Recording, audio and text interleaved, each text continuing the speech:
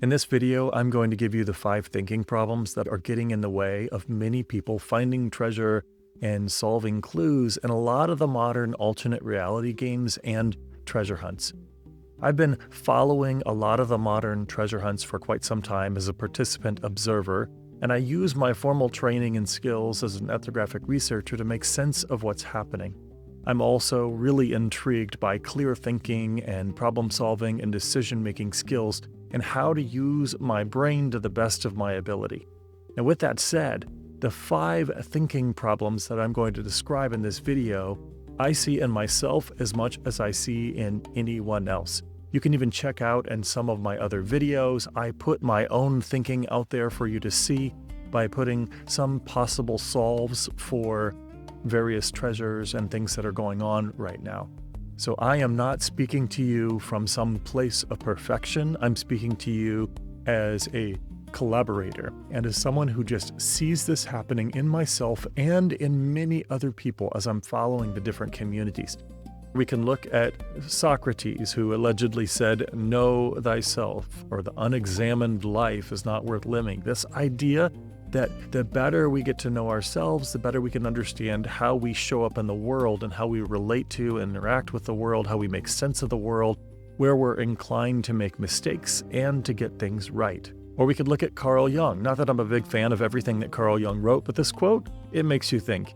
Until you make the unconscious conscious, it will direct your life and it will call it fate. And while I'm not going into the deep psychology of that, there is a proverbial truth in there that is relevant. This idea that we often go through our lives thinking in certain ways, using certain habits and patterns of thinking that have strengths and have downsides. And the better we get to know those habits, the more we can revise them, improve them, and use them for our best thinking. So let's go ahead and dive into these 5 thinking habits. Now, if you follow my channel, I have dedicated videos to a number of these habits, a number of these cognitive biases, as they're talked about sometimes. But let's just summarize them in this video today.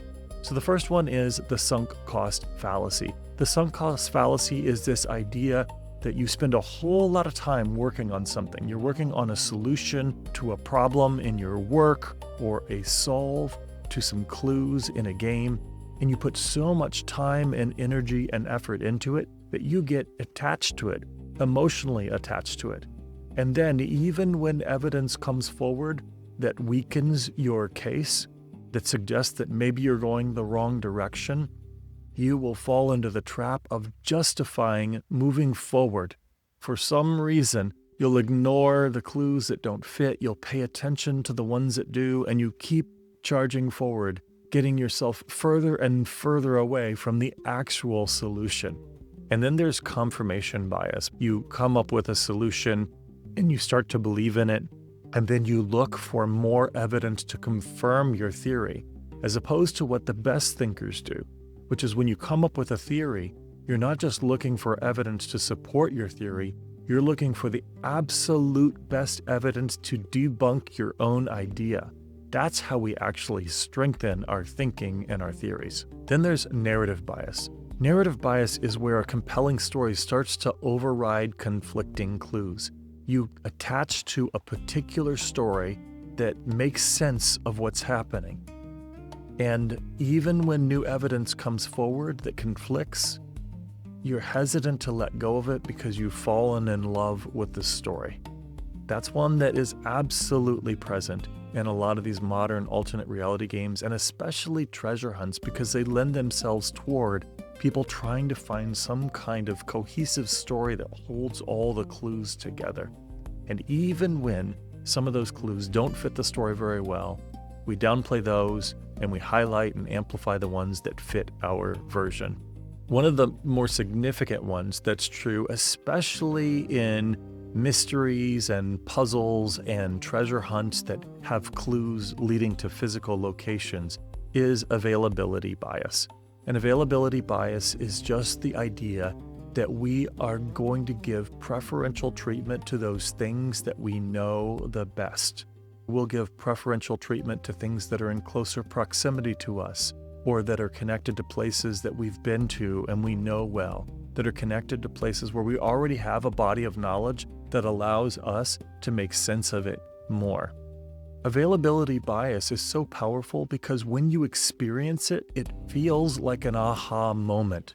You're looking at all these clues, and because you have this existing knowledge and you start to test that knowledge or compare that knowledge with the clues that are coming forward, your brain naturally wants to find a resolution, and it makes connections between that existing knowledge and what you're seeing in the clues or the information. The reality is, the best clues and the best solutions to problems sometimes require us to gain completely new knowledge that's outside of anything that we know right now or that we have experienced for ourselves.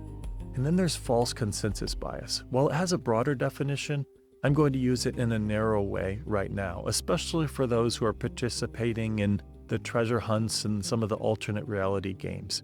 False consensus bias is where you assume that the designer thinks like you. And so you're trying to solve a puzzle as if you were the maker of the puzzle. And that's as opposed to the approach that tends to be more effective, which is trying to understand the mind and the tendencies of the designer and then trying to think their thoughts after them. That's likely to get you to the solution, into solving a problem. And that actually applies even beyond gameplay in a lot of areas of our lives. So while there are many other cognitive traps that we fall into as we're thinking our way through problems and in participating in alternate reality games and these modern treasure hunts, I'm seeing these 5 in action. I'm seeing them in myself, I'm seeing them in others, and maybe just by naming them, we can become a little bit more self-aware, and that will help us avoid them and get to our best clear thinking and problem solving.